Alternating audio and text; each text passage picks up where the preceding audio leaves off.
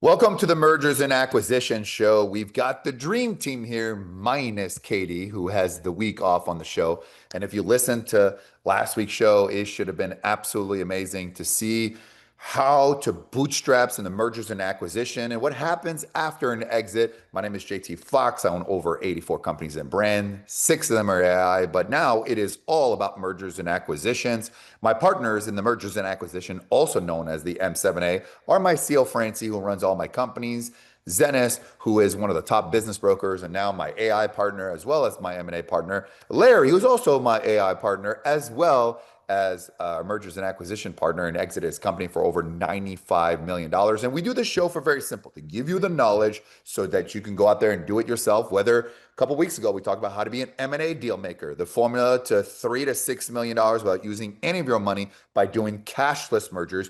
Go back and listen to that show if you haven't after you listen to this show, or do it with my money. You go out there, find the deals that we're looking for. I will put you into the company agreement as an LLC. And whether you want to learn, get involved, or just say, call me with your exit. And we've done a lot of deals because of this show. And the link is in the chat as well. All we ask is that you subscribe to the channel, like it, and comment. It doesn't cost any money, it takes 2 minutes, and it helps the algorithm and could help us too when we partner together as well. Welcome, guys. How are you today? Doing great. All right, good to have you back, Larry. We missed you on the last show. So on this show, we're going to talk about the top 5 mistakes that people make in M&A. And by the way, these are good ones, and these are mistakes that people keep making over and over and over again. And the first one is falling in love with the deal.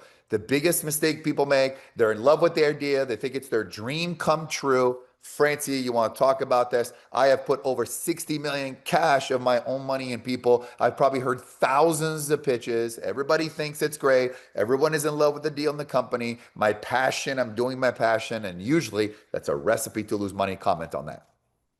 Well, I think that is kind of the issue. People want it to happen so badly. They fall in love with it and they don't see all the issues. Kind of the same thing when sometimes people are buying a house. They fall in love with the house as an investor instead of looking at it from an investor standpoint. So it's, too often people want it so bad that they don't look at what's actually right in front of them and what all those signs are that are telling them this is not a good deal. Run away, run fast, run far. Larry? Well, I think people think, all of a sudden one day they wake up and decide it's time to either merge and build their business or exit, and they think it's all going to happen immediately. And they don't realize that they've really got to prepare themselves. If they want to go out and do acquisitions, they've really got to have a foundation. You can't go back to Francie in her real estate analogy, you can't build a 6-story building on a lousy foundation. So you better build, make sure you've got a team, build systems, get good marketing going, good operations, and then use that momentum, use those profits to go out and really build an empire. And that doesn't happen when you wake up one day and decide, oh, I'm going to do it tomorrow. You gotta build it. Zenis?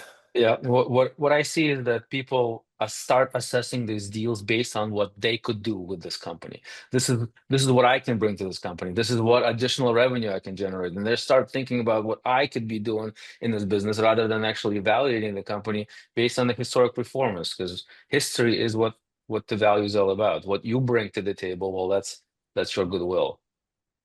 I think when you fall in love, Francie said it best. People look at it as a buyer of their home and they get emotionally attached and they want the company so bad, especially when you've been working for 5, 6, 7 months, even a year sometimes, not finding the company, and you just kind of fall in love with it so bad. You're ignoring the red flags. You're either overpaying, you make excuses for the weakness as well. And I think deals are won with logic, and you have to remove the emotionality of the deal. And that's a mistake that people make over and over again, especially the newers. You almost have to desensitize yourself to the process. Number 2, ignoring the people behind the numbers. Sure, the financials you can easily analyze, especially now with AI, but the culture and the leadership and the talent within the company is often what you should decide whether to do the acquisition and whether it's going to fail or not. If you ignore the people, then the deal can often collapse, especially if you take the company, some people leave, there are things on there, because if not, you're going to do off after work and you may not know where all the dead bodies are buried, and they're not always disclosed in due diligence. Francie, you're the master at the people. You're going through a hiring spree, especially in our AI company as well. So let's talk about like the people. And we always say, you know, a great deal um, can be ruined by shitty people, and good people. If that deal doesn't work out, we can always do something else like that. So often it's not about the deal because the numbers often work, but the people don't. Your thoughts?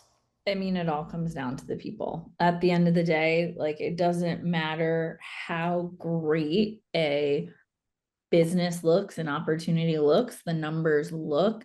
If you don't have the right people, if you don't have the right people in place, if you don't have the right people running the company, if you don't have the right people in leadership, there's going to be problems. So if you don't have the right people, there's going to be problems. And I think that's just something you have to know up front. And sometimes, you know, the other thing you got to look at is you may have a great person, but depending on what you're kind of doing with the company, are all the people essentially going to follow them? Meaning, like, if they leave or that person's going to exit the company, is everyone kind of following that person? And you risk of losing the people that are making it great. And that's something you do kind of have to understand and analyze and look at the risk up front, and also know, you know, is that key person in this company you're taking over, are they doing a lot of those key things, right? Are they the owner of the company and the salesperson? Because if everyone wants to work with them and they're the one with all the relationships, that could be problematic at some point, as you are trying to exit. So it really, the people are critical. The numbers on the surface are going to tell you where the problem areas are, but it's really going to come down to the people and what the different people are doing and what that looks like. And don't even get me started when you're trying to merge a bunch of companies together, because then not only do you have people, but you have another P word, which is personalities. And that's where you could have 5 great people, but those 5 great people may not fit well together. Dennis?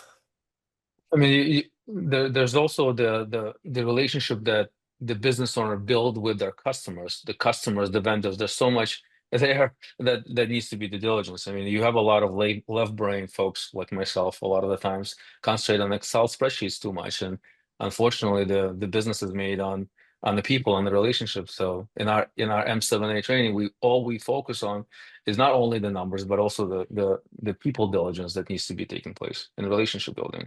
First of all, don't trust someone who uses an Apple earpiece who's messing up our quality of our sound because he doesn't want to use the microphone so we can lower the inferior. The iPods do not give a better quality. They actually give Yeah. us echoey. So for that reason, Zenis, can't trust and do an M&A with someone who actually has an earpin and using that thinking it's going to sound better. And then you'll regret it when people saying, why does this sound not bad? So I'm just foreseeing that as well. Larry, people is your thing. You're often the first level when people bring us deals.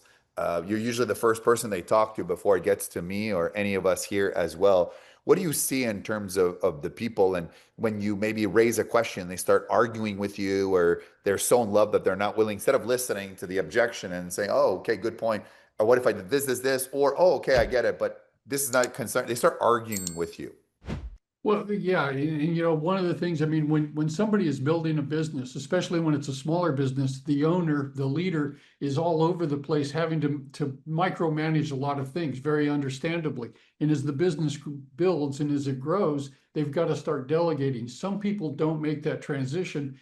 And just as you were saying, you know, you start talking to them, you want to be a partner, you want to work together, and they're used to being the queen or the king, and they really don't want to listen. They don't want to hear, they don't want to look at something else. And it's a big yellow flag. It's a warning flag that you better pay attention, because some people aren't made for partnerships. Some people aren't made for working together. And, you know, even if the business is good, you probably are going to have to pass.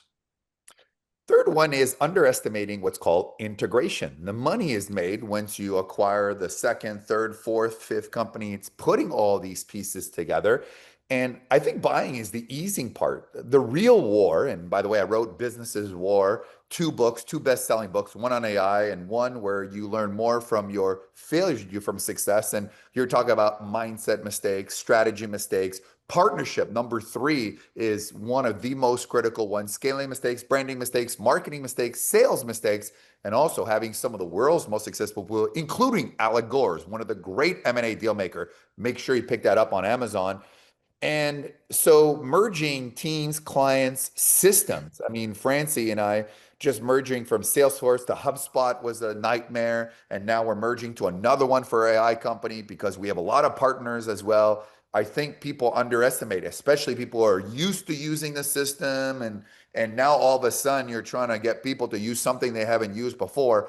Talk about the integration, which by the way, will either make the deal or destroy the valuation of your deal. I think sometimes, I heard a number that 70% of the deals that fail are because of the integration. You go through the due diligence to make sure you're not getting into something bad, but the integration is when you take something that's good and really make it successful. And there's lots of pieces. I mean, we've got a spreadsheet that you can go up to 1,000 different line items that you're going to have to look at, because you're looking at the systems, you're looking at bank accounts, or do you have a payroll ready for people on the day one when you integrate? Insurance, leases. So there's a lot that goes into integration, and you've got to be able to follow it through. You got to have a team that's going to be helping you.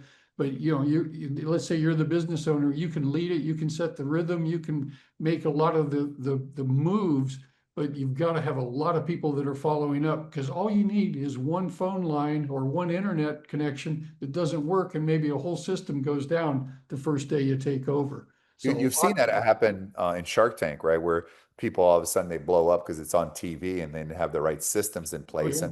and they get negative reviews, and so all of a sudden the company collapses because they didn't have the integration. Francie, let me get back to you on the integration part. That's something that not only are you doing, in our own companies, but when we acquire companies or when we start our own mergers and acquisitions before we actually buy the companies, which has never been done. And it's a project that we'll eventually talk to you about how we're doing that in the AI world. But you want to talk about integration and what people don't know, like changing systems and getting people from different companies to work in different positions. And so that is your problem, not mine. But I'd like to hear about your problems since they are yours, not mine.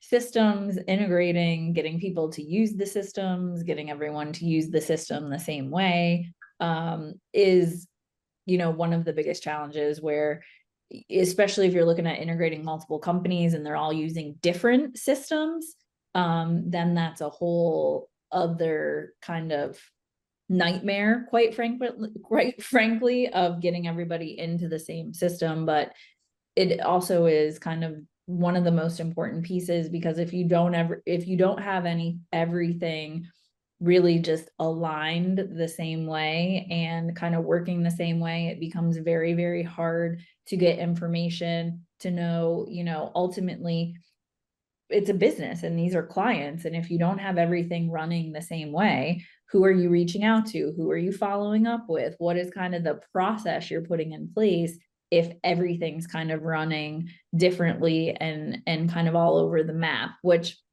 can be the challenging part of making sure too that everything is working together, and essentially all the cars of the train are on the same track going in the same direction, and you don't have 6 different cars on 6 different tracks all going to different destinations. And it's crucial though, because I know that, I think Dennis would definitely say on exit, you need the business to be running as cleanly and efficiently as possible. And you can't have things that are like, oh yeah, this is all managed on an Excel spreadsheet over here, and this is all just, in that guy's head over there. Everyone's got everything and has to be in a nice, neat, organized system to have your best possible exit.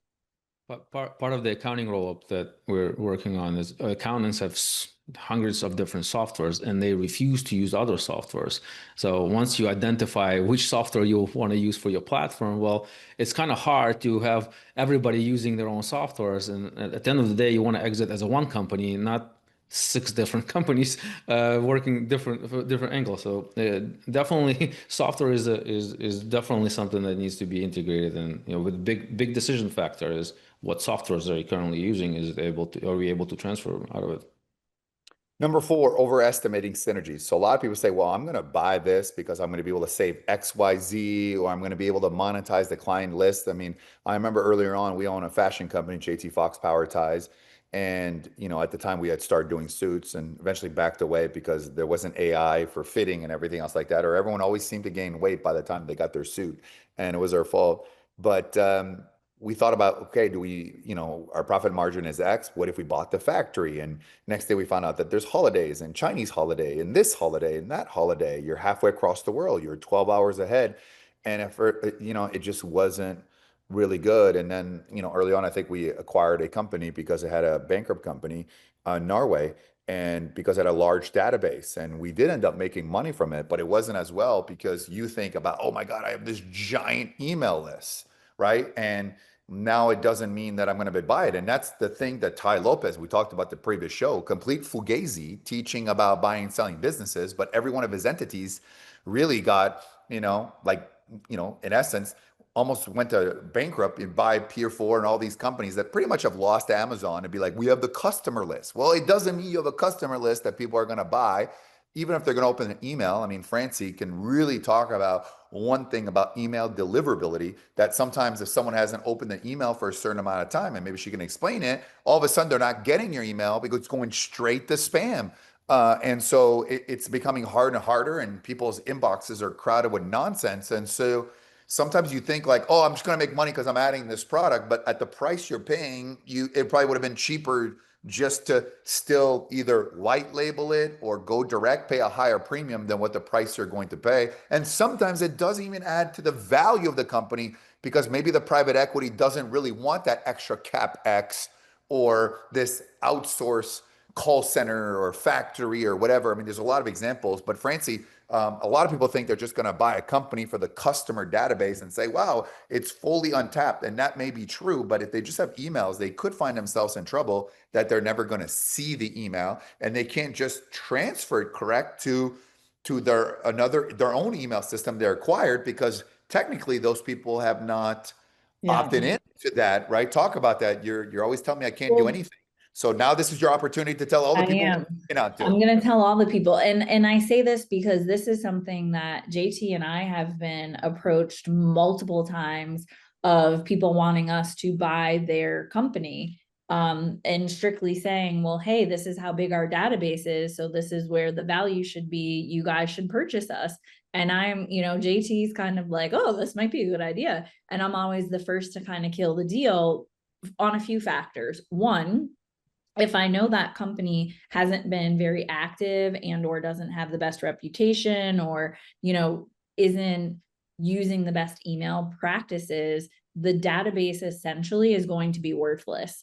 Because if you have clients that aren't opening emails when you're sending them out, at least once every 45 to 60 days, they start to get added onto a suppression list. So just because there's 100,000 people in that database doesn't mean you're actually going to be able to email 100,000 people. So that's number one.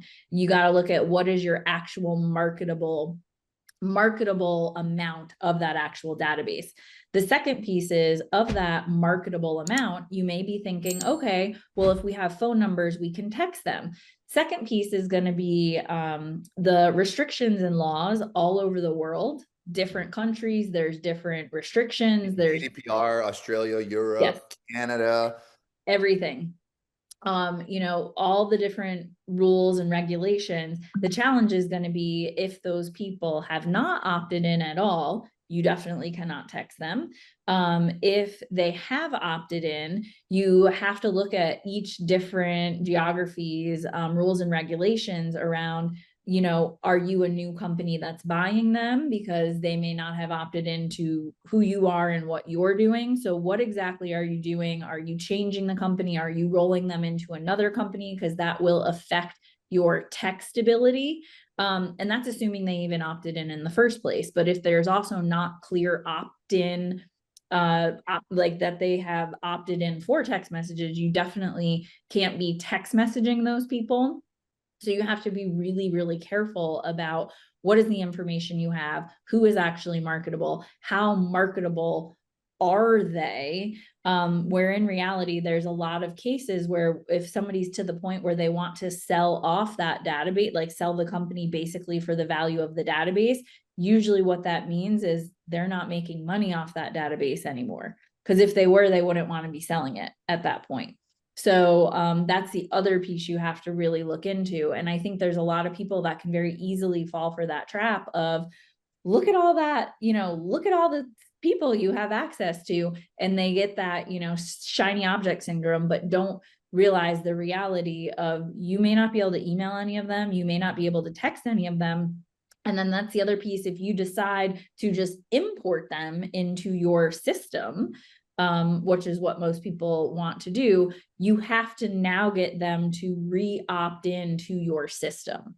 So if now you want to be emailing them from your system and it's a different system than whatever platform they were using, now you've got to get those people to re-opt into your platform in order to do anything with them. So that 100,000 people can really quickly become 500 if you're lucky. Mhm. Wow, well said. Zenis, you're dealing, by the way, for those of you, Mega Success is the conference where I travel all around the world and literally bring 78 countries, billionaires, Hollywood A-listers, lots of nine figures, lots of M&A people, lots of scaling, startups, money, capital, all together once a year, the purpose of networking. And Dennis has been working on day one, which is all about M&A and scaling.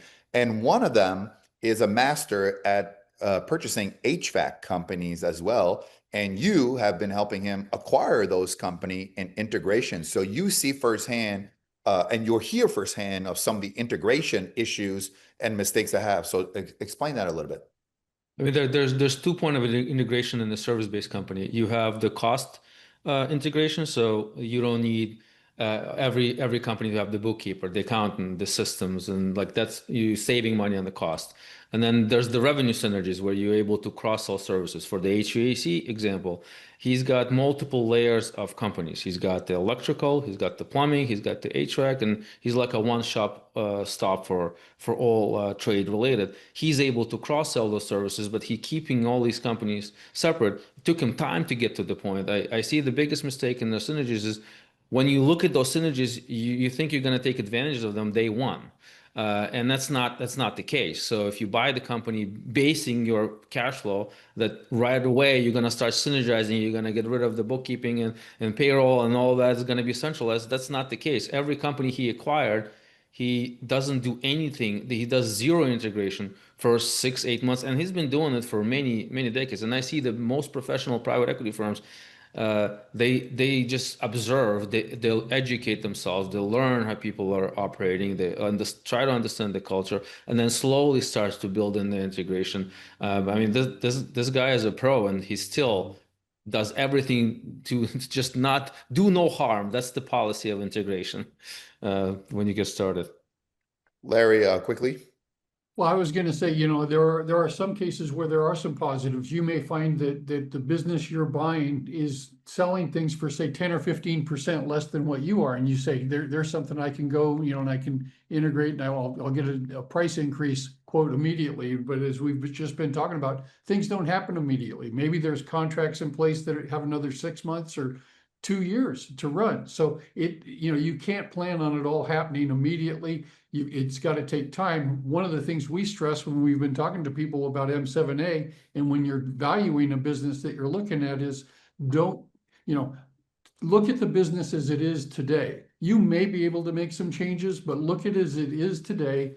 Run your numbers off of what they're doing today, and then maybe later you can go do it. But don't go planning on a bunch of synergies that may vaporize, and then you're stuck having paid a higher price. The last one is very weak due diligence. And this is something we do, and I think it's my expertise. After after you guys read Business is War, chapter 3, all the partnership mistakes that make coming up with every situation where all the things that can go wrong. And I remember there's a story of a billionaire inside my book who says, I became a billionaire because I don't look at how much I can make, I look at how much I can lose and who can make me lose. And I think we tend to get into deals hoping everything is going to go right. And often the best case scenario rarely happens, but people put it that way. Francie, let's talk about your number one pet peeve in due diligence that you see that people just don't do. You know, gosh, I've got a lot. I would say my number one, though, that people don't do, and sometimes they don't do it because you can't always get access, but I would say it's meeting and talking to the actual employees and people in the company, which sometimes can be challenging to do, because if somebody wants to sell, they don't always want their team to know that they're selling. They don't always want people to know. But usually what I find is you can usually get at least a couple of upper level management, because if somebody's looking to sell, there's people in the company that are helping them put the things together they need to sell the company. So there should be a couple of people that have some awareness, some knowledge of what's going on, that hopefully you can talk to, get to know a little bit better, and get a feel for, is the story the owner's telling you match what some of the other people on the team? Because I think that's important. Even if it's only one other person on the team, it's kind of like, do the stories line up? And I would say, JT, this is, straight out of your playbook. When you're dealing with the owner, it's not just asking them a question, it's asking them the same question 10 different ways to figure out, are you getting the same answer 10 times? Or every time you ask that question slightly differently, are you getting a different answer? Which starts to be an indicator of they're probably fluffing some stuff. And we don't want any fluffiness around here. No, and I think you're right. People, like, of course, when people are selling your company, and we do it a different way. And by the way, the link is in the chat. If you want to partner with me, my money, my network, you find the deals we're looking for. All you gotta do is bring them on the Zoom. I'll close them. I'll put you into the agreement as a partner, or just want to do it yourself and be an M&A deal maker, or have your own company acquired. The link there is below. I think it's like one of those things where people are just lying to you because they want to sell their company, and so they're not going to tell you. It's kind of like, I hope you never find out, right? And oops is usually, I should have known. I mean, I can't tell you how many times I've talked to people and they said like, oh, I should have known, or if I only had told me. So Zenis, what's the biggest mistake that people make in due diligence? Well, I think, I mean, there's a lot. There's a lot of mistakes. I think the biggest mistake is not hiring the right people to give you a third party look at the situation. I mean, sometimes you can absolutely overlook things, and relying on sales information is by far the worst. You definitely need to have a third party. From the financial due diligence, obviously, people due diligence is a whole different level, and it's probably the worst on the line. But from the financial perspective, you have to hire the right people who have done diligence, who understand the industry, and really have experts looking at the financials and looking at the company and giving you another look under the hood. Most of the transactions, in my experience, get killed in the financial due diligence part of the due diligence. Larry? Well, I think, we often say private equity goes overboard on due diligence, but usually the closely held businesses, the owner doesn't do enough due diligence. And so I think you got to have practical compliance. The biggest mistake some of the business owners make is they think it isn't needed, or they want to rush through it, or they take the first answer and they live with it. It's a process. So, you keep asking questions, you keep finding out different answers, you go back and ask people different things, or point out, and you just got to keep working it. And the other thing is, on due diligence, you can use that as the start of your integration, because what you're learning in due diligence will translate into what you want to do when you integrate, if you get through it. But don't skip it. Don't try to rush through it. It's really, really important. In all of the deals that we've done, usually when we get bitten in the ass, it's because we skipped some step and thought, oh, this will be okay. It wasn't. Yeah, I mean, it is it is kind of interesting. And by the way, those are all great lessons. Again, you learn more from failure, you do success.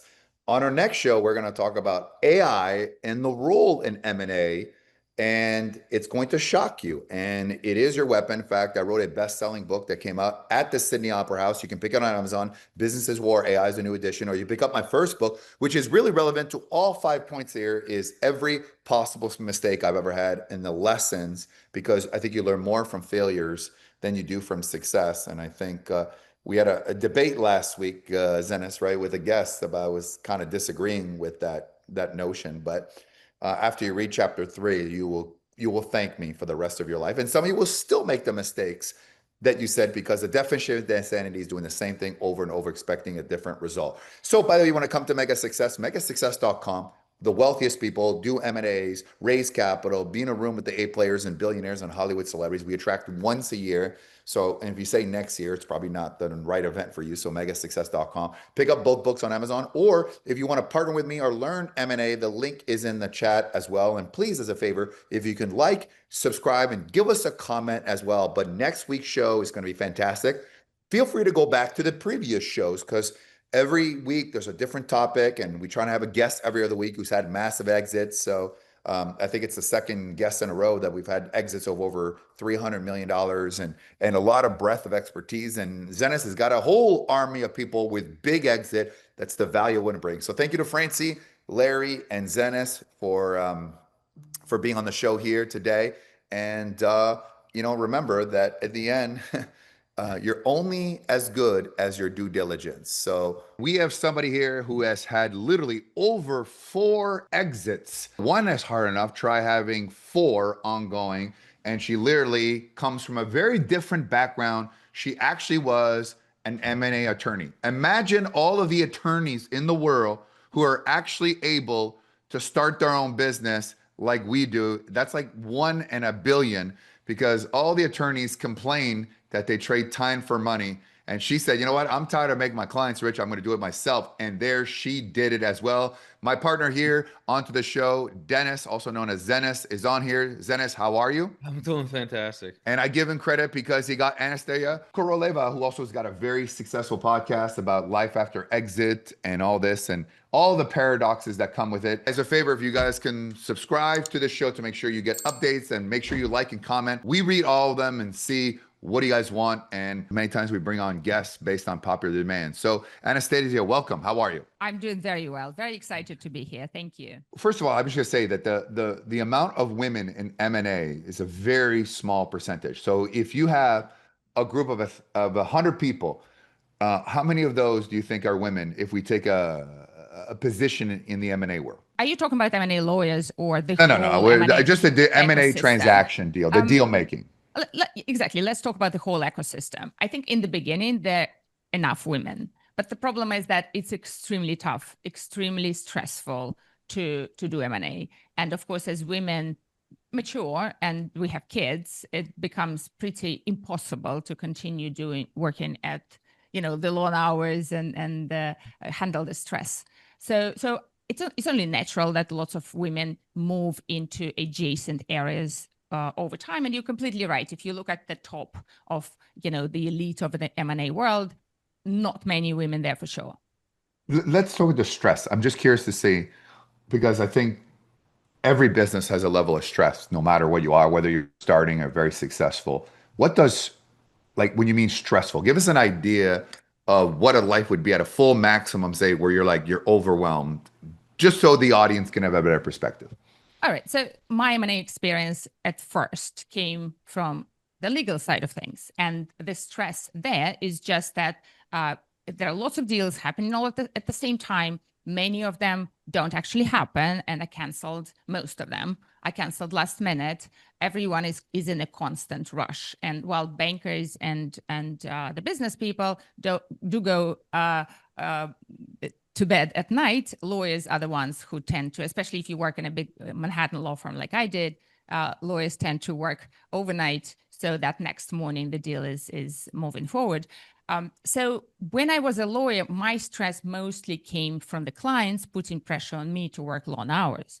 But when I changed the perspective and suddenly I was the one selling my own company, then the source of stress is completely different. Because Explain the difference between being an M&A attorney, doing it for the clients, and having the pressure of like, get it done, which I'm not going to lie to you. Most of our M&A attorneys that we have or dealt with, they're just horrible. Like I could, if I ran my business like they do, I'd probably be out of business. Just how long it takes, the excuses, the delays, and the drafts, and obviously you're always waiting because you can't get it done, and it's a race. Yeah, and of course, and of course, also clients tend to push their stress onto you. So they will call you and they'll yell at you because Yeah, but you're they getting cannot- paid. If I call you and I yell at you, at least you're getting paid for that, Yeah, right? Are you billing me for that? JT yelled 1-5, and then I see a Absolutely. bill. Absolutely. And if you're very nasty, I can do it 2x, right? That's the beauty of billable hours. You can't really know. So I think having a good relationship with an M&A lawyer is very important because it's quite a subjective billing going on there, let's be honest. What was the billing hour you were billing at the height before you moved on to your own company? That's a good question because obviously I didn't do it directly, so my firm did, and the way the firm I worked with, Skadden Arps, at least worked at the time. Oftentimes, a partner would negotiate a fixed amount or some kind of amount that is not necessarily just billable hours. So it's a bit hard for me at that time. Was hard for me to really tell how much I was worth. Well, ideally, what were you it's getting probably paid? What were you getting paid? Like, because obviously you're going by hours. So is it 3, 4, 5, 6, 700 or even no, less? I wasn't paid by hours. I was just I just had a salary. Oh, so you're a salary within a firm. Got it. Yeah, so the clients were probably billed around 500 an hour, 700 an hour, something like this. When was that? When was that? I was leaving. So I left in oh my God, now I suddenly feel old. I left in 2005. So you have to agree that the world that you were in 2005 in M&As is probably very different than today. Explain the difference between the 2005 period of doing M&A deals versus today, which, by the way, is much more accessible to anyone who is watching this show. Not just for the Wall Street Boys Club. You have anyone here can do it, as long as they have the proper knowledge and proper things. So explain the difference between then and now.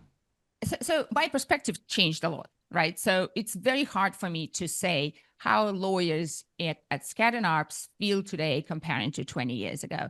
I'm not really in a position to share any direct experience, even though I still have lots of friends doing that.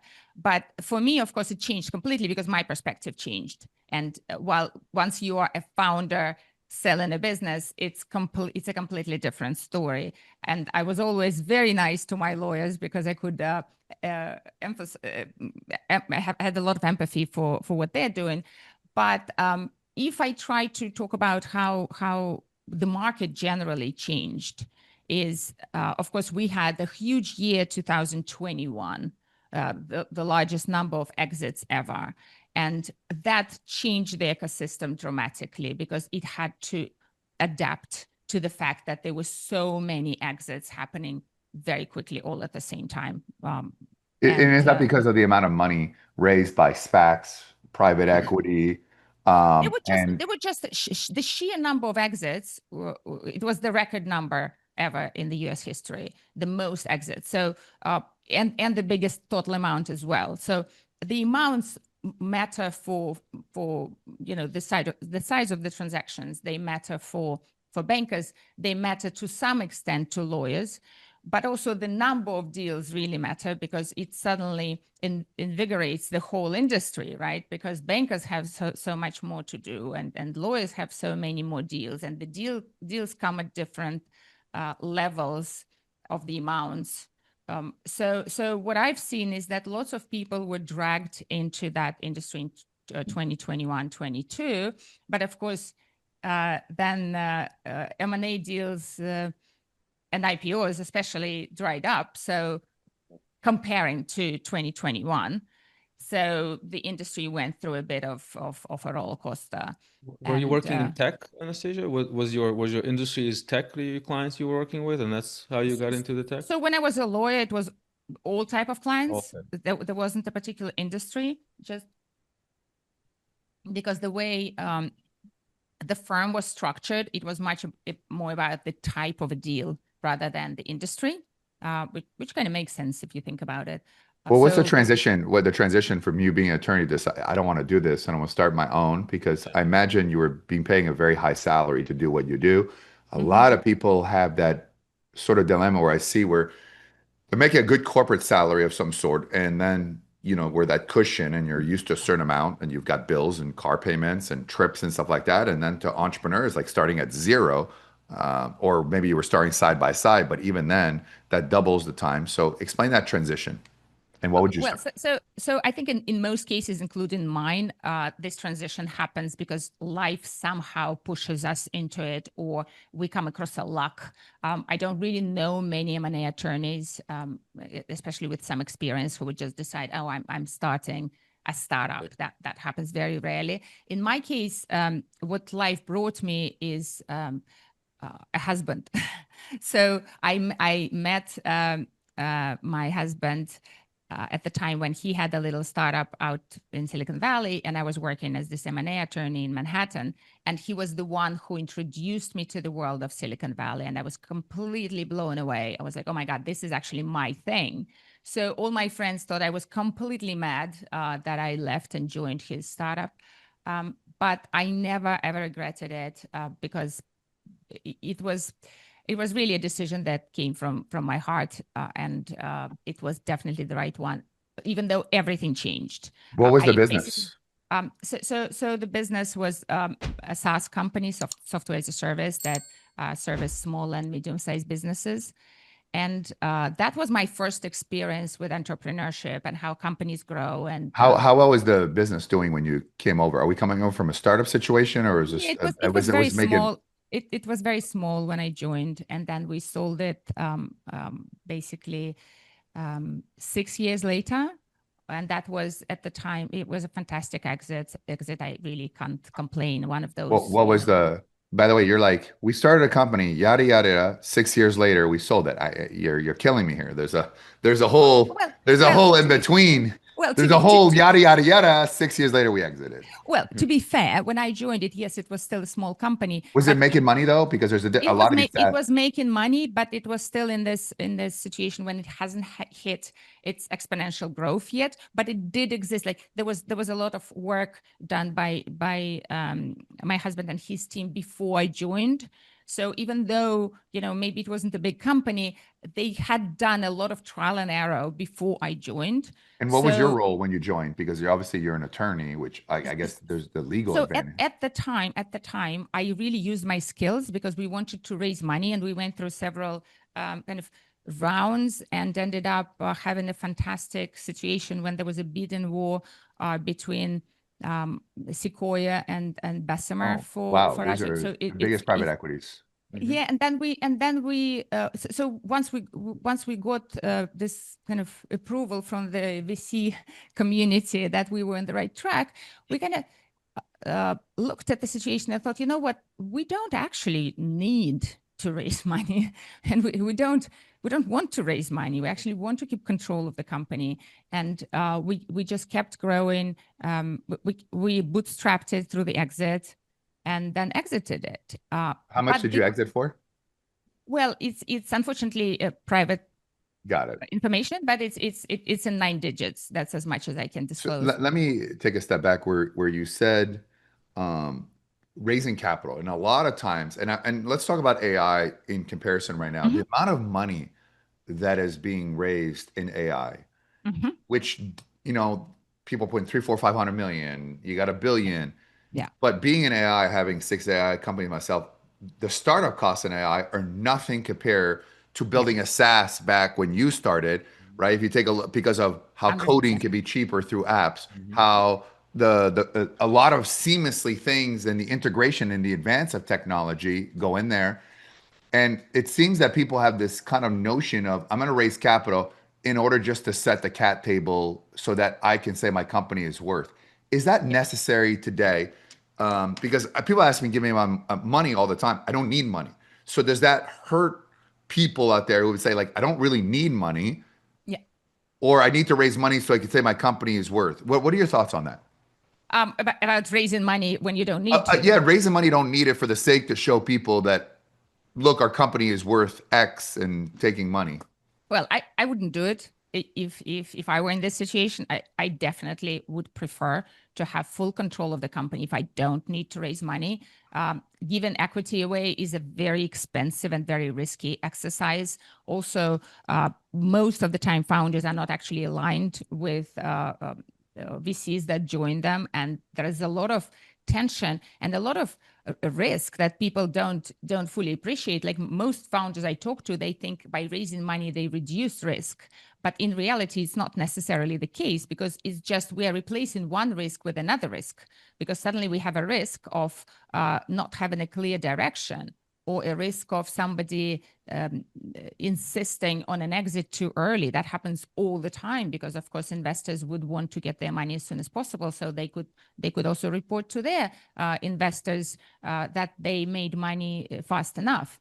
So raising money is such a can of worms, and it really needs to be taken into consideration very carefully. I'm extremely excited that AI actually empowers founders to not chase money as much as they historically did, and to play and experiment and do their own thing without necessarily being interfered in their creative process. In terms of, Dennis, you'll ask the next question. In terms of exits, is it the fact that you've had, and we'll get to the other ones in a second, but is it you reach out to people and say, I'd like to exit, do you want to buy me?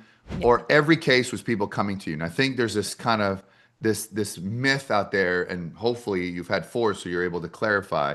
Is it you, or is it them coming to you? Well, my exits were very different. Also, different sides of companies, different moments in their entrepreneur on their company journey, and my personal entrepreneurial journey, which is very important because, for example, the last company I exited, I knew I was doing it way too early. I was the one who started looking to sell, because I came to the conclusion that I had enough of that marathon and I needed to address lots of things in my personal life to be able to actually continue enjoying this ride. Also, of course, what happens often after an exit, your motivations change dramatically, because I was no longer financially hungry. So I really needed a very different type of motivation, and I didn't have it in the last company. So I sold it for personal reasons, and that was a bit of a challenge because it was way too early. I also was your husband on board with this decision, or you made the decision? No, actually, by that time, my first husband and I divorced. And wow. I'm remarried now, and that's a whole different story, because we are best friends at the moment, and which is wonderful, which is great, because we also have 2 kids together. But the whole thing with doing business together, raising money, going through this M&A marathon together, and then dealing with tons of psychological challenges that come after sudden financial success, and when a company is gone, puts enormous pressure on marriages. And now, obviously, I've seen so many people who also lost their marriages because of how tricky this whole thing is. But isn't it also, Anastasia, isn't it also, and that was a question I wasn't going to ask, but you brought it up. When you work with a spouse in a business, obviously it's for the sake of the family, but then it becomes business 24/7 and a separation issue, which is that actually what happened? It just became all just business all the time, and the personal aspect is maybe not there as much, because there's, it's hard enough to have a relationship than to always be together and do stuff together in business. Did that go, is that the main reason?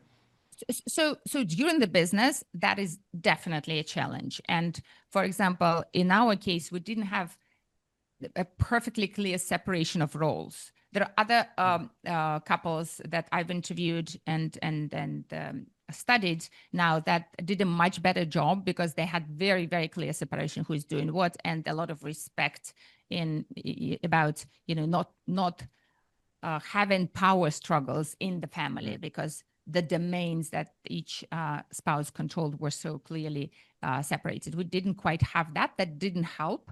But I think what was a bigger challenge for us is not having a business. Because if you think about it, especially in our situation, we never had a history together without also the business being a big part of it. That was kind of the whole world in which our marriage existed. And then when it was gone, we had to rebuild it outside of the world we knew, and that was a challenge that we didn't quite deal with very well, I think.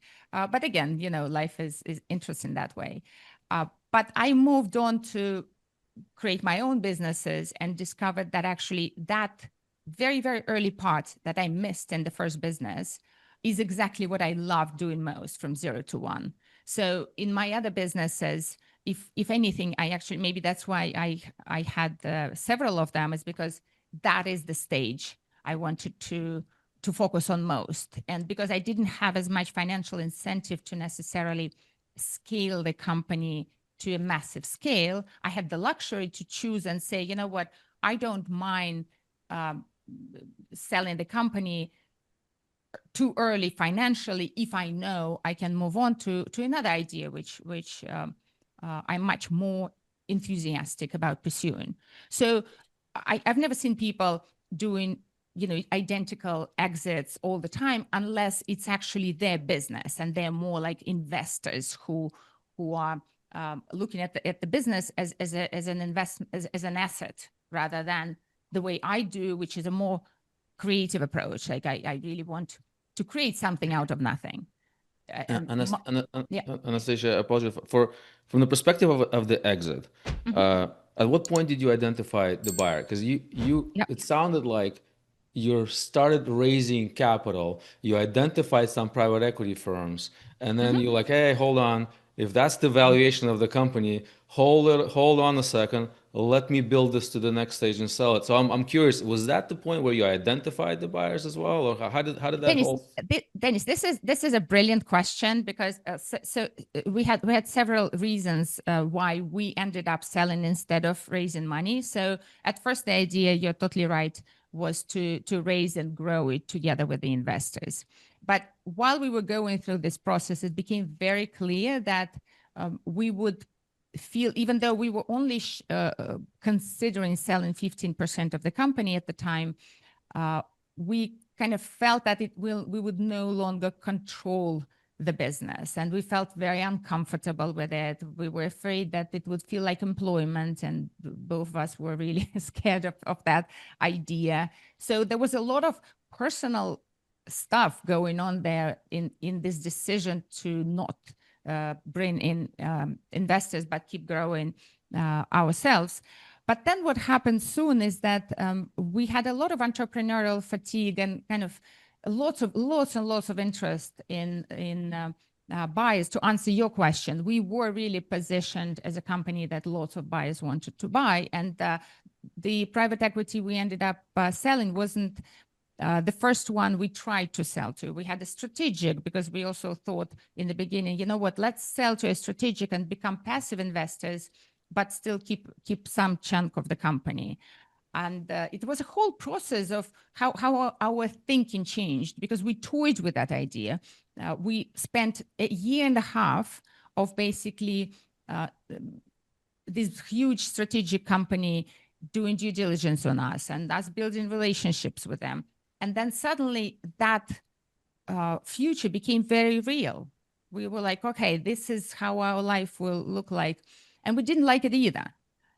And it's interesting, when you have investors on board, they create they add a lot of rationality in a way to decisions. When you bootstrap, especially as a couple, and it's your first business, the emotional side of things, the lifestyle of things become extremely important in this decision, whether to sell, how to sell, when to sell. And I'm sure there are more rational people out there than we were. though my observation is that most founders tend to be very emotionally involved in the whole idea of selling 100%. a company, because it's like a baby. All right, there's a lot of love there. So did you switch from that first transaction? Did your mindset then switched from being that operator? Now with an exit, you became the investor and not the operator? So in our case, what happened, this is our particular story, but again, I've now heard lots of similar stories, was that after a year and a half, when we were actually about to sign the deal and we were ready, the buyer changed the terms dramatically last minute. And we had a feeling, whether it's right or wrong, but we had a feeling that that was the plan from the start, that they actually wanted to drag us through this whole thing, to feel us very invested into the deal. And we just walked away. We walked away, and but we were very hurt by the experience. Also very tired, frankly, by first, about 2 years of trying to raise money, then a year and a half of trying to sell. That's many years. And again, the company, of course, has grown dramatically during that period. At the same time, we were upset because there was a lot of this whole deal making, negotiations, due diligence really distracts the company, distracts the management. So it created some cracks in our relationship with the business itself, right? So between the entrepreneurial fatigue, kind of this bad feeling of disappointment with how the last few years were not focused on the business as much as on the deal, all of that kind of pushed us to decide, you know what, we just want a clean exit. And the company was very well positioned at the time. We hired a fantastic person to represent us. He basically said, you know what, there will be absolutely no strings attached. You're going to have a clean exit, exactly what you want, and we're going to create this bidding war for you. And that's exactly what he delivered. And I think we sold very well. To be fair, the private equity firm that bought us, How long did it take you? What was it? So you tried to sell it for a year and a half on your own, and then you hired a specialist. What was the time frame from that moment you hired? That's a good question, Dennis, because I'm not sure I remember exactly. I don't want to give you a wrong number, but it was a few months. So he was very professional. He did his job very well, very aggressively. So we started seeing results immediately. Like whenever people ask me, I'm one of those who always says, do hire someone to help you, especially if you have a really valuable company. I wish we always did it, because he probably would also have protected us from being so distracted from the business, because deal making definitely affected the company's growth. No, Let me ask you another question. Now, after 4 tech exits, you now have this this AI boom. Having a lot of AI companies myself, which is creating massive amounts of sort of valuation. A lot of them is artificial based on potential. But with AI, someone can start a competition, companies tomorrow. But there's a lot of companies that are very slow to adapt. Very similar, kind of like you have like Coca-Cola and Pepsi don't make new drinks. They'll see what does well and just acquire that because it seems to be faster than starting from scratch. We're also seeing maybe a little remnants of the first dot-com bust of just these companies being worth massive valuation. And you were obviously an attorney back then too. How do you see AI exits, and is it comparable to the dot-com bust, or is it just a different world now that? Listen, like you and many others, I definitely see that there is way too much hype. There are way too many irrational decisions happening in that space. I'm a huge believer and user and fan of AI. I do appreciate the safety concerns, but it's such a fantastic technology. It's definitely changing everything for the future. But there is a hype, and it's getting as ridiculous as what happened in '99 and 2000. The valuations are hard to justify. So we'll see where it goes. Exits, are very different from raising money, right? There's definitely a connection, but when company raise money at high valuations, it doesn't mean that these particular companies will also have big exits. So we are not yet at a stage when we have a huge number of AI exits, right? It's too early. And to go in there, but there's no doubt that AI has made everyone, I think just in the M&A world, the ability to evaluate deals. I think we created our own AI and to evaluate all our M&A deals, which could have taken weeks and months sometimes just for people to take a look at it. And also too, for you and me, for example, let's say we look at a company and say, I want this number, this number, this number. And what would normally happen before is, let me go to my accounting department, and it takes 2 or 3 days. And by the time I was looking at that number to make a decision, I moved on to something else. And now it's almost instant, which begs to differ about the world of the CRM, how that's going to change, and the threats to the Salesforces and HubSpots and other platform companies where I think people are going to create their own CRMs just by saying what they want, and obviously the future of AI employees. Do you think that it's a mistake for people right now not to look at how to add AI to their companies in some capacity? Number one, the cost of labor is obviously going up, which takes a lot of the margin. There's a lot of repetitive tasks. If we can bring our costs down, which increases our profit margin, and you're competing against someone that has a lot of staff, right? And I like to give the example is, let's say you have a 20% profit margin, right? Which is kind of high for a lot of people. And you and I both have a 20% profit margin, but then all of a sudden, I'm using AI, I just dropped by 20%. So now I have a 40% profit margin, which I can literally lower my price by 20% and still be at 20%, and putting pressure on you to either cut or make decisions that, kind of cut the oxygen, cut the marketing, cut the people, and lose that momentum. And as soon as you're out of business where I can acquire in an M&A transaction, or you just go out of business, I can then re-increase my prices and control the market. That's where I see a lot of the plays on efficiency, because I think labor is getting more and more expensive. It's not getting any cheaper, and it'll never go back to being cheaper. And also the quality of work for what you pay now is not the same. Do you see that being a factor in M&A, and people just saying, I'm going to buy you because of your systems that you kind of figure out on how to do that, rather than trying to figure out with themselves? And what I mean trying to figure out by itself is, if you're not AI thinking right now, for you to do the AI work as a founder is hard because you're busy running everything, and then you got to learn something else. And I've seen that happen. I've had to spend 139 hours on top of running 79 companies. Now I have 84. That was a lot. And wake up, I have no time. So I have to wake up at 3 to 5 every morning to work on AI just to get that 2 hours. And then you have the staff who are already stretched thin, right? I don't think anybody's overstaffed now. They're stretched thin. And the idea of them using AI to maybe replace them, the motivation is not there. So then you can hire an outsourcing AI, which I think you got to kiss a lot of frogs to get to your, and the very good ones are taken by very big companies. And so there's almost like a perfect storm brewing. What are your thoughts about all those?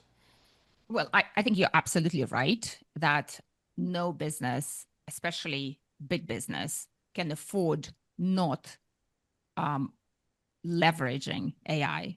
It's just not an option. At the same time, of course, it's very, very dangerous to just try to chase anything that has the word AI in it, especially with these valuations, or when you don't actually understand what value that AI is bringing. So I think it's a big challenge for acquirers right now to buy AI companies that are actually compatible, which is always a challenge, right? Most M&A deals are actually not successful. But now on top of it, the technology is so new and so few people fully understand it that it's quite dangerous to just go on a shopping spree and buy everything AI out there just because you're so scared of missing out. Because the whole fear of missing out right now, I think, is huge, and it drives lots of transactions. And that's not necessarily a good reason for an M&A deal, right? Maybe it's better to just sit there, breathe, and find one person who can be in-house understanding what's going on and giving you honest opinions instead of just growing through acquiring everything AI. Well, You a see. lot of the market, and I have Zenis ask a question afterwards. A lot of the market right now is M&As is no longer just for tech or these things. Mhm. You have plumbers, HVAC, electrical, Mhm. landscapers, marketing companies. There's a whole segment of businesses that can be rolled up, which are very anything that's service related is very labor related, Yeah. and now you have obviously people buy these companies to consolidate staff and consolidate processes and services. But I just see like the advantage of people. I think there's a lot more people, and I think I have something to do with it with this show and all the things that I do and speak all over the world, where you have a plumber who's making $1 million a year in profit, EBITDA, and instead of getting bought out for 4 million now, and then to give it to a private equity so they can go on and make 8 figures, I think now you have smaller players say, you know what, let me scale through acquisitions. Because I don't think if you're making $1 million a year in profit, and I think there's a level of comfort because if you take a look at only 6% of businesses in America actually do over $1 million in revenue. And then all of a sudden, like they're kind of like, I'm the big dog, you know. I mean, but when you look outside the world, some people make $1 million a day, right? And but they have this, I make $1 million a year. And for them to scale organically from 1 to 4, Yeah. I don't think people make $1 million a year have that same hunger. I've been a plumber for 15 years. I make $1 million a year. It's really good. I'm in the 1% of plumbers. And for them to go from 1 to 4 million in EBITDA to then exit at 32 to 36, Yeah. instead of I walk away with 4 Yeah. and then I have to pay taxes, and then what do I do? Right. And I think Zenos is the next question, what happens afterwards, right? But I think people are like, well, let me swing for the 32 to 36. Let me be the person that says it rather than give it to a private equity. You give me 4. And I think you know as well as I know, walking away with 2.5, assuming there's debt, assuming you're paying out other people, Yeah. that's not that much money today. And there's not, and also these people really don't want to start over from scratch. If you have a business that makes $1 million a year, you have systems and then all of a sudden you're like, let me start over. That drive is not there. Are you seeing an uprise of business owners saying, like, listen, let me do the M&As now, and compete? Well, but it takes a particular type of founder to do that, right? Right.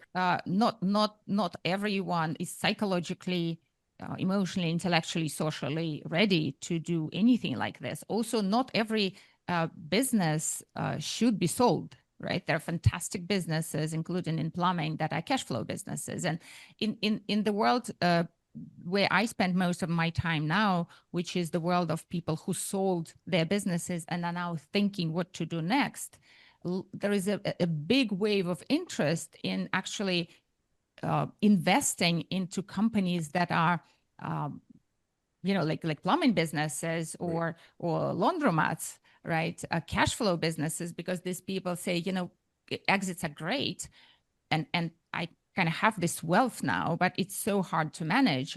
What I really want is a reliable cash flow. So basically, to address your question, not every founder should try to grow so they have a bigger exit, right? Because cash flow is a fantastic thing to have. Well, if you walk away with $36 million exit, that's far better than $1 million a year.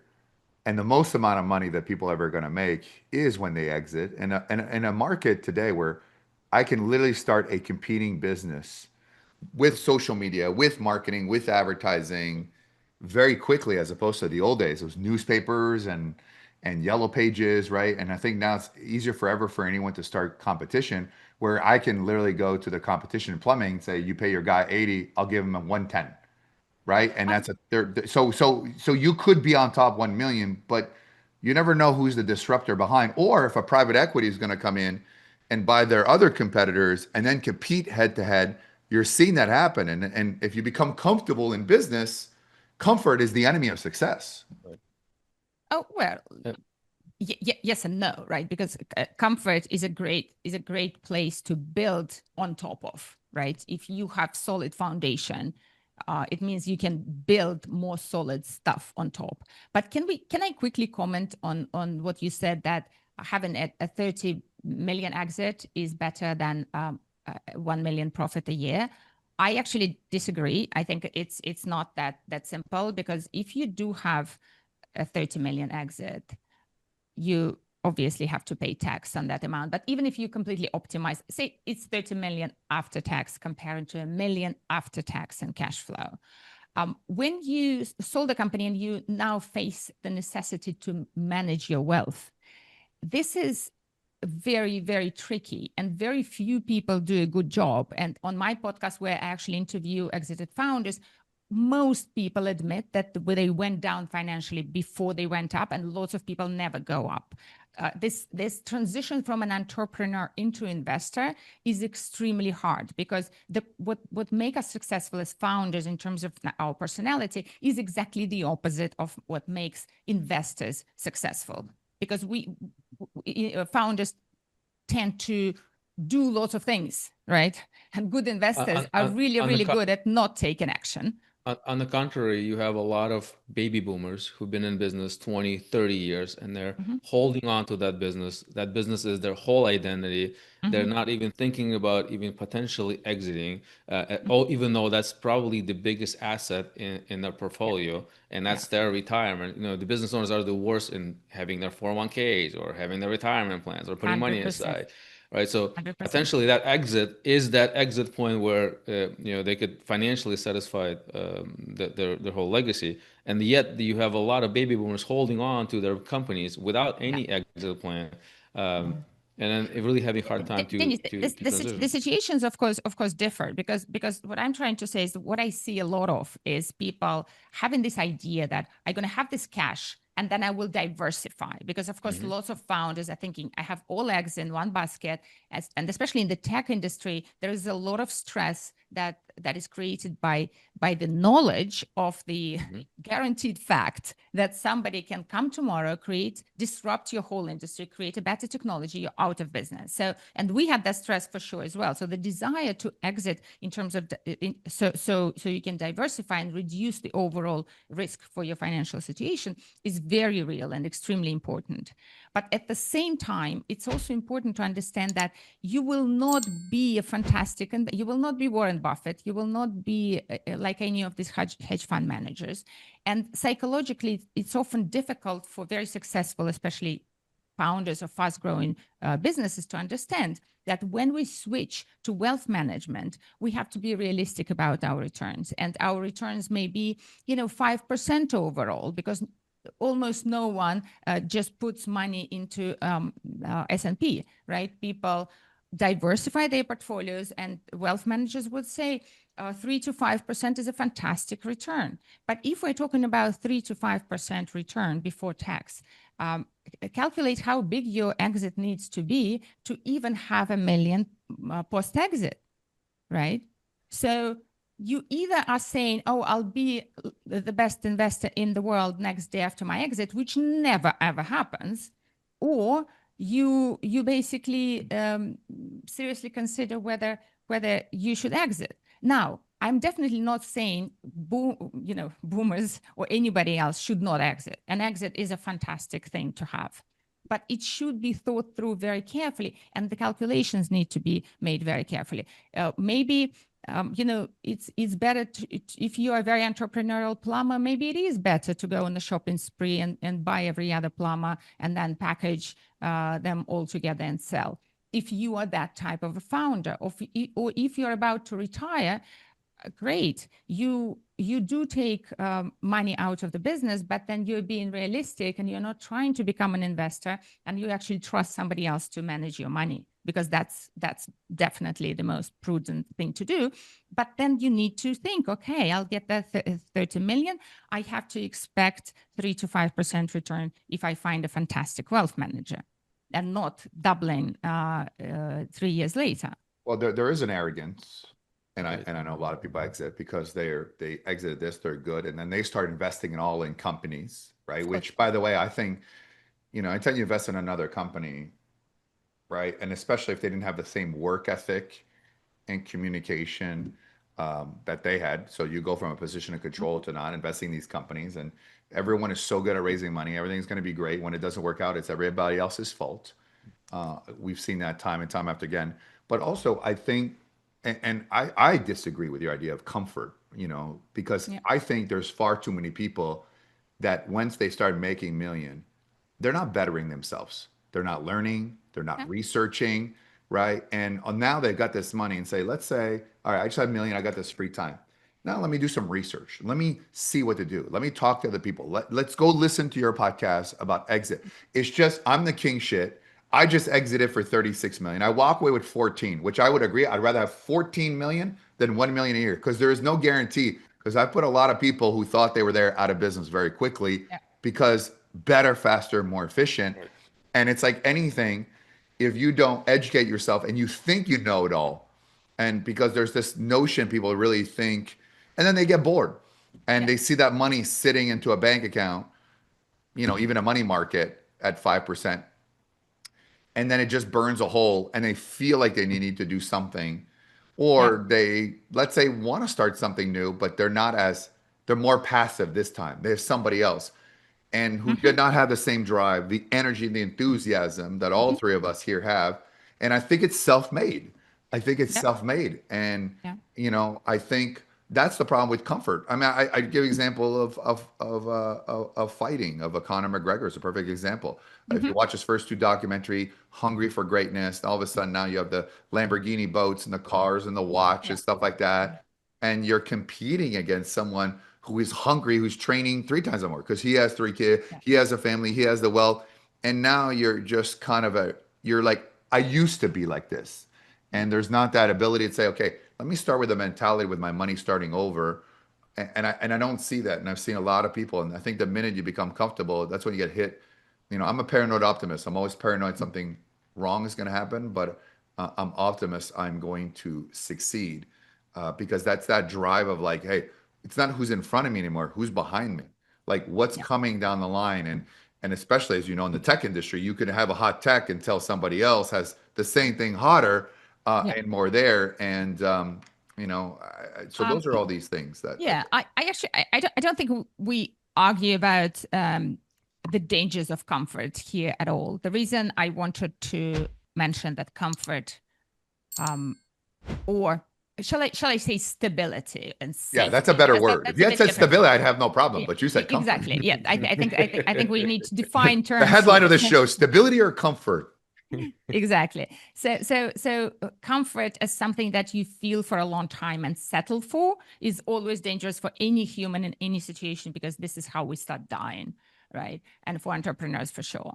But stability and safety are extremely important and need to be respected. So when we sell a company, what I found is that people who focus on stabilizing their situation across the board holistically, including their financial situation, before they move on to the next thing, are the ones who do the best. And if we just to sell a business and we immediately jump into lots of other deals, that becomes very dangerous. So investing into other companies or starting another business is a fantastic idea, especially if you're young and full of energy, but only after we've stabilized what we've already achieved. That was my point. And you're right, comfort is not the right word for it, but stability and safety. We have a new brand called Stability, not Comfort. By the way, I want to thank you for being on the show. Zenas and I will go over final thoughts after this and sort of recap this show. But I think we'll put the details to your podcast that people should kind of reach you as well. I think it's been a fascinating story of the future is uncertain no matter what. And we've also seen people who fail to have exit, who have paid dearly. Clubhouse is a big one in the tech space that could have get bought up by Twitter at the time for $4 billion. Groupon could have been sold out. They did not. Sometimes you have to realize that some people hold on too long, and then well, and right now with AI, exactly as you said, the AI is such a big risk that we have to be very rational about it. That maybe instead of trying to become an AI expert overnight or hire the best people, it's time to exit the business and take a break and see where this AI revolution takes us, instead of trying to upgrade our companies with AI. It's a perfectly good option as well. Well, first of all, stay tuned for our final thoughts on that. I want to thank you so much for being on this show. You're absolutely wonderful, such a insightful, and I think we could do show 2, 3, 4, 5, 6 because I still don't even know how you got into M&A. Like, what's your background? We have none of these things, but you know what? I'm sure that's all there. I like to talk about things that are relevant today. Thank you so much for being on the Thank show. you for having me. Stay tuned for our final thoughts. There you go. That was an amazing episode. Zenis, I'm going to give you your final thoughts on the show. Well, I deal with a lot of business owners, and a lot of them are stuck in that place of, do I sell? Do I exit? What do I do after I exit? There's just so much going, and they staying in touch without ever thinking about the exit. She brings a lot of great points on things beyond the business, things beyond it. I mean, she's done 4 exits in a row, so I think she's just got phenomenal information. Does a great job on her podcast. Yeah, it was pretty good. I mean, obviously, I look at the point of view is you never know what's going to happen. And sometimes, there's nothing wrong with exiting and walking away with a net of 14 million. The guarantee is, will you make 1 million a year 14 years from now? This is a really good debate as well. But anyway, put your thoughts in the comments. Well, what do you think about this show as well? Also, too, my new book, Business War AI. AI is the new weapon, is out #1 in many countries. My first book, Business War, we wrote 6 months ago. All the mistakes we've done in business and M&A, because you learn more from failure than you do from success as well. By the way, if you would like to do M&As with us, or you'd like us to train us how we do M&A, there's a link in the chat, or you want to use my money to do M&As with, I'll put up the money. You go find the deals. I'll put you part of the LLC. The link is in the chat there as well. And do me a favor, you can subscribe to that show and like it. Just put a comment. It helps the algorithm. If you want more shite like this, please add more value. And make sure you go to Amazon to pick up this book, because if you're not AI in your business, you're behind. And we wrote a #1 book about it. Both of them were #1 there as well. So thank you so much. We'll see you next week with a very interesting topic. Not going to tell you what it is, but it's a very big surprise. You also go to our past show. If this is the first time you watch the show, they're all remarkable. Well, thank you so much, Zenis, myself. Next week, back with all of the partners as well. We'll see you next time.